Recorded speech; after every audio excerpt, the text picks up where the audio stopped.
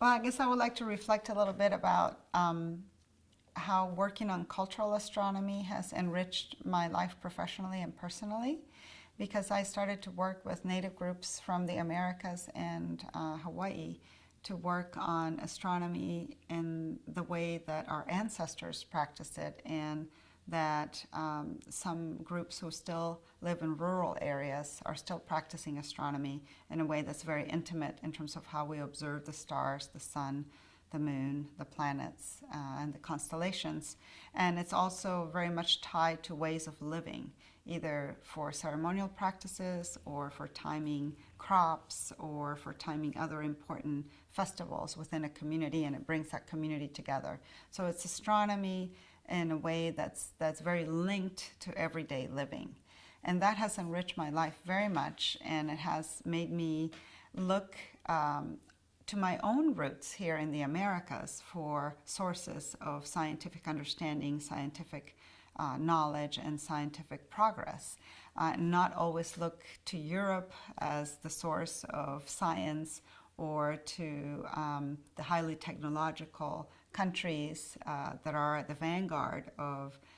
technological discovery and advancements for science, but also look back to traditional ways of healing, traditional ways of using medicinal plants to use the cycles of the moon and how you cut wood to build certain structures so that they will last. There's a lot of science and understanding tied to the stars and the movements of the cosmos that are still being practiced in rural groups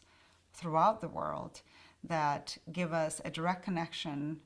of ourselves, of people of the Americas or indigenous people throughout the world, to astronomy and to a source of science that is really important, and that nourishes us, and it gives us strength in a way that talking about science done by other cultures doesn't really quite accomplish.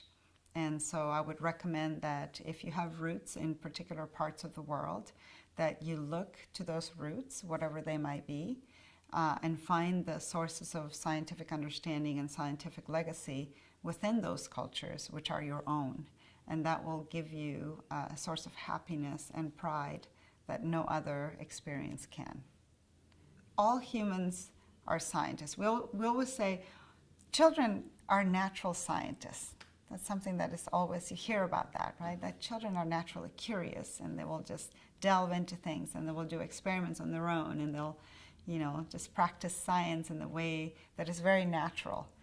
But I also feel that all humans at all stages of our lives, we are scientists, because we all notice, we're all part of the natural order. We all react to natural conditions and cycles and changes. And we do carry experiments on a daily basis. So I think that looking inward and being cognizant of the fact that we're all scientists is very helpful, especially when you feel that you're the only person in a scientific field, or that you're entering a laboratory and you're the only woman or the only person of color.